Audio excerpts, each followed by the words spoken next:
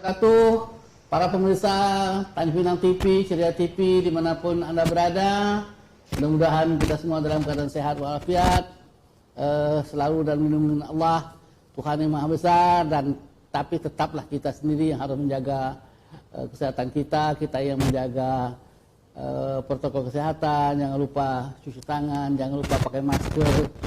Kalau keluar, kalau menghindari kerumunan orang-orang, dan itulah bahagian daripada kita melindungi diri kita. Baik pemirsa sekalian, pagi ini kita berjumpa lagi pada acara Highway 1 jam bersama Rida Kaliamci, bincang-bincang santai tentang apa saja, tentang masalah-masalah sosial, ekonomi, budaya, dan sesekali masalah-masalah politik. Nah, kita berjumpa pada Senin ini, dan saya mengundang seorang anak muda tamu kita ini. Saya kira masih muda sekali, ini umur 17 tahun, tapi punya beban yang luar biasa karena dia kita dapat kabar baru saja menjadi juara nasional sebagai duta wisata Indonesia. Jadi bukan lagi duta wisata Kepri, tapi Indonesia. Jadi bayangkan dalam kondisi seperti pandemi ini, saya manggilnya Mbak Email aja lah ya, karena dia baru sangat muda sekali. Jadi email punya ini dia email namanya panjang, saya tak payah ngapalnya ini namanya Emilia Tri Pamela Sari, jadi panjang saya namanya. Kayaknya santainya kita panggil email saja.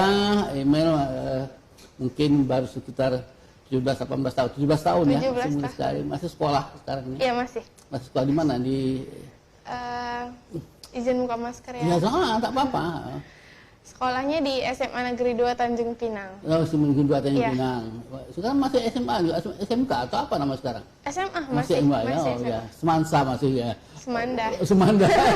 SMK 2 ya, Tanjung Pinang ya. Jadi masih SMA, dan tapi prestasinya bagus, dia bisa menghasilkan menjuarai secara nasional, jadi duta wisata nasional. Dan kita kepingin tanya karena dunia wisata sekarang ini dalam masa pandemi ini memang berat menghadapi tantangannya. Banyak hotel yang tutup, banyak turis tak bisa datang, dan kemudian pemerintah punya rencana tanggal 21 April ini akan open gate, membuka pintu masuk para turis dari luar. Nah, kira-kira nanti sebagai seorang duta wisata apa yang bisa kamu kerjakan dan lainnya. Kita punya waktu 1 jam, kita bagi 3 nih. Yang 20 menit pertama ini Email ceritalah gimana Email bisa menyukai dunia model, bagaimana bisa menyukai dunia wisata, bagaimana apa pengalaman awal kamu, apa yang kamu lalui sampai kamu pada titik mari ikut serta ke dalam pertarungan secara nasional seperti itu. Silakan Email cerita, santai saja. Email kamu ketawa terbahak-bahak, silakan aja, tidak apa-apa. Pertama Email kenalin dulu diri Email. Perkenalkan, nama saya Emilia Tri Pamela Sari. Saya merupakan Putri Wisata Indonesia 2021. Oke, awal mula saya meminati dunia modeling adalah mulai saya dari sekolah dasar. SD, jadi SD sudah mulai. TK udah mulai, cuman TK cuman sekedar perpisahan seperti itu. Dari SD baru saya menekuni dunia model. Lalu kalau untuk kenapa saya milih pariwisata? Itu ada gurunya, ada yang melatih, ada yang atau orang tua, ayah atau ibu atau siapa? Ada. Email dari email kecil itu Email udah ikut sekolah modeling. Tapi itu di Tanjung Pinang juga? Di luar Tanjung Pinang. Di luar Tanjung Pinang. Gurunya dari provinsi kita juga, dari Batam.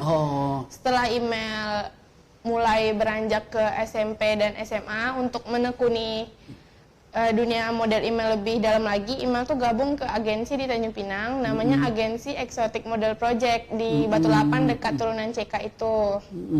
Baru sekitar setahun sih Email di situ, tapi lumayan juga Email untuk mematangkan diri Email ke nasional, karena kan ke nasional tuh nggak main-main kan, Dato. Jadi kita harus benar-benar matang, baru kita mewakili, karena di pundak kita itu bukan bawa nama diri kita sendiri, kita bawa nama provinsi kita, bawa nama Kepulauan Riau. Email untuk mematangkan diri Email 2 tahun baru berani. Sudah 2 tahun atau terus 2 tahun persiapin untuk ajang ini gitu.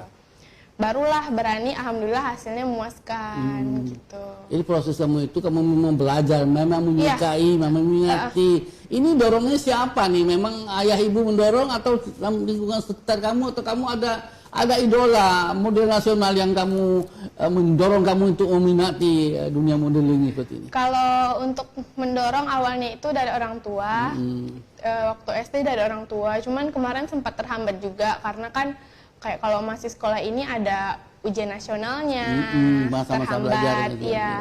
Terus sekarang karena masa pandemi nggak jadi halangan bagi Mel, selagi kita masih protokol kan, belajar di rumah ya. Iya, selagi masih protokol kesehatan kita bisa latihannya lebih lagi. Terus kebetulan juga ada ajangnya. Jadi Imel langsung aja. Ini apa ya? Lembaga penyelenggara pemerintah yang menyelenggarakan atau apa ini? Ada yayasannya, yayasannya itu namanya Yayasan Berkat.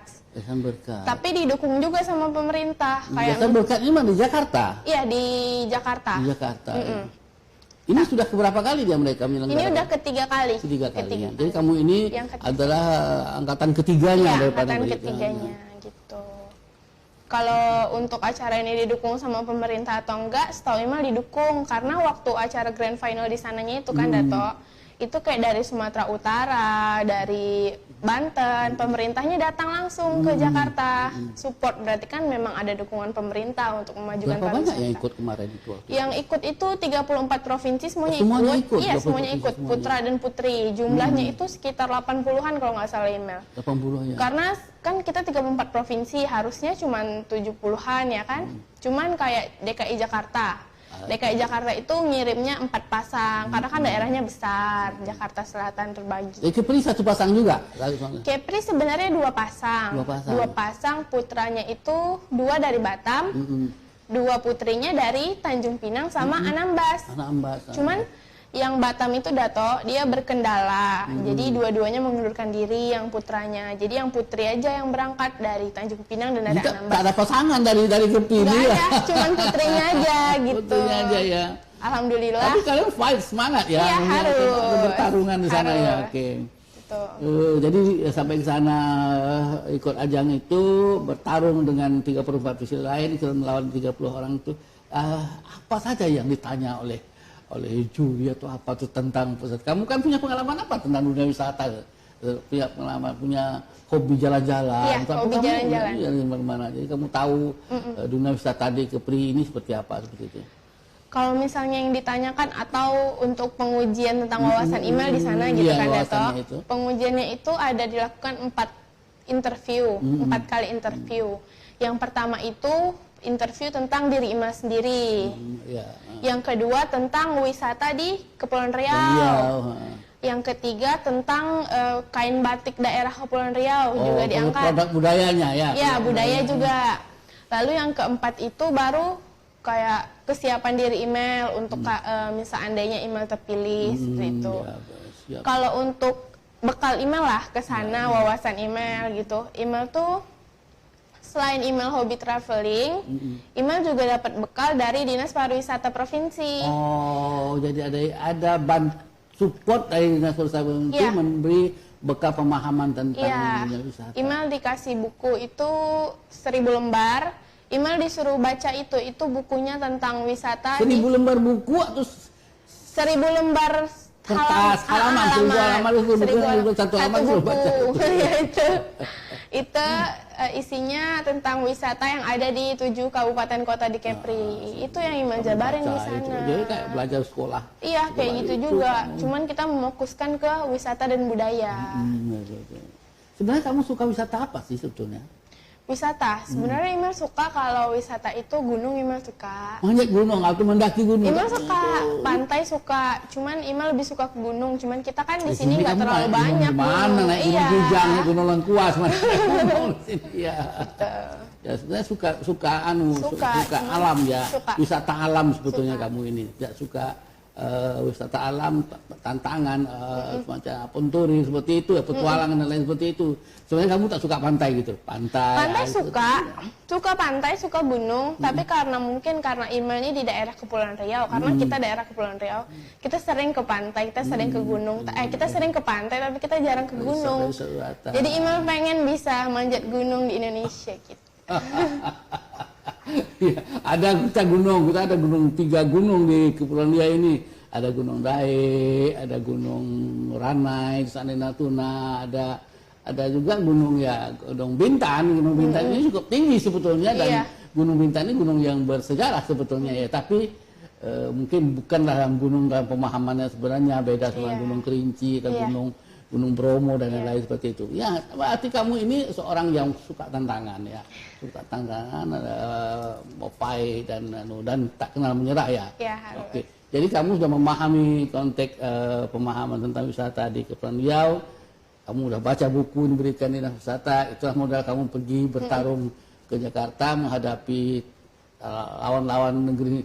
Tentu mereka kan wisata mereka juga hebat-hebat ya, tapi kamu hebat kalau begitu, kamu bisa menyisihkan orang-orang lain seperti itu. Oke.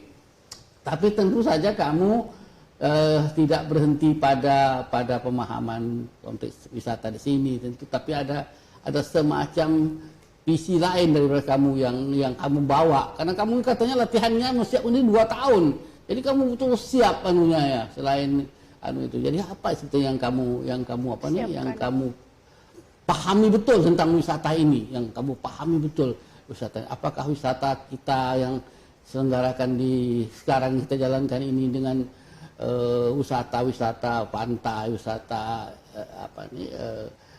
kuliner dan lain seperti itu, atau kamu punya pemahaman yang lain? Sebenarnya menurut kamu wisata yang paling baik itu apa? Apa seperti Bali yang berdasarkan pada budaya atau apa seperti itu?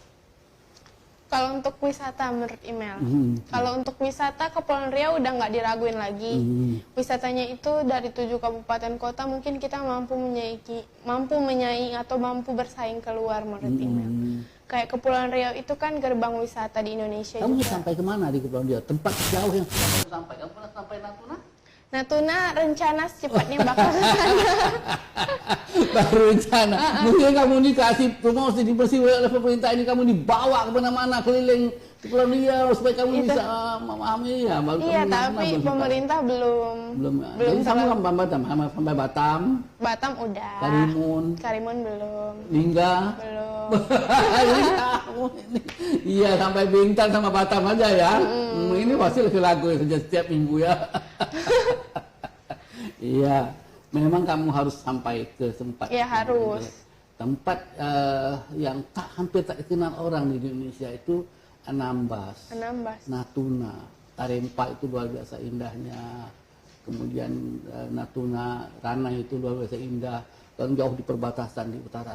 Kemudian Lingga, itu negeri yang sangat bersejarah, banyak, ada juga pantai, ada Benan. Kita sampaikan kepada Pak Bola Limar lah, provinsi kamu ini harus disuruh bisa keliling mana-mana. Jadi sebelum pergi ke Indonesia kemana-mana mewakili Indonesia, menjual Indonesia, kamu harus keliling dulu, keliling dulu Kepulauan Riau supaya kamu bisa melihat betul-betul memahami konteks pariwisata seperti. Tapi visi kamu adalah visi wisata yang enjoy, kemana-mana, sebagai anak muda gitu. Kamu mendalami sejarah gitu, kamu pelajari sejarah tentang Penyengat. Sejarah Imal cuma mendalami dari yang di buku dibekalin dari itu aja, nggak Imal sampai ke Penyengat atau sampai bertemu dengan. Imal pernah dianjurkan bertemu dengan Raja Malik, Bapak mungkin tahu. Pak Malik ya. Dianjurkan bertemu beliau untuk mendalami sejarah. Cuman kemarin karena seperti ini di acara itu lebih mendalami ke kain daerah bukan ke budaya. Jadi Imal selama berapa bulan tuh belajar tentang kain. Imal belum sempat ke sana. Pernah ke sana cuman kebetulan karena beliau sibuk juga jadi berhalangan. Beliaunya Tanjung Pinang, Imalnya di Penyengat kebalik gitu. Kain produk-produk kekayaan budaya Kepulauan Riau ini satu kain. Kamu pernah tahu kain apa saja? Kain Imal tahu ada kain gurindam saka, ada daun sirih, ada itu batik atau apa itu? Batik Kepulauan Riau. Iya, batik gonggong. Ya. Tapi yang Imal angkat di sana itu batik daun sirih. Daun sirih. Untuk kan kalau itu nggak dipakai dipamerkan seperti enggak. Sana. Kalau batik daun sirih itu nggak dipakai, yang Imal pakai itu batik padi. Kalau daun sirih itu Imal bawa 2 meter. Itu dijadiin untuk pameran di nasional. Jadi perwakilan Kepulauan Riau batiknya itu dipamerin gitu. Nanti ada filosofinya. Imal juga kemarin jelasin di situ batik itu apa gitu. Ya, jadi kamu memahami produk kerajinan, produk kekayaan budaya itu terutama pada batik. Itu masih ada yang lain, masih banyak sekali sebetulnya. Nanti kamu bisa pelajari, misalnya karena di lingga itu ada tenun lingga itu ada tudung manto itu bagian dia. Dan itu luar biasa mahalnya tudung manto itu mahal sekali harganya dibanding batik-batik yang biasa itu ya. Sebenarnya kan mau ngangkat kayak gitu, Imel juga udah di buku itu ada tudung manto itu.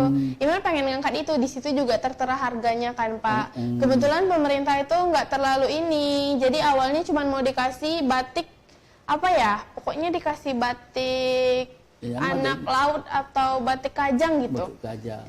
Tapi Imel kurang memahami gitu. Jadi Imel memang udah persiapin 3 bulan untuk batik yang daun sirih, nggak bisa diubah secepat itu gitu. Pemerintah asal jangan batik gonggong saja. Batik gonggong sama polis kan bisa makan. Baik Emel, kita break dulu pada sesi pertama ini, nanti kita masuk pada sesi kedua.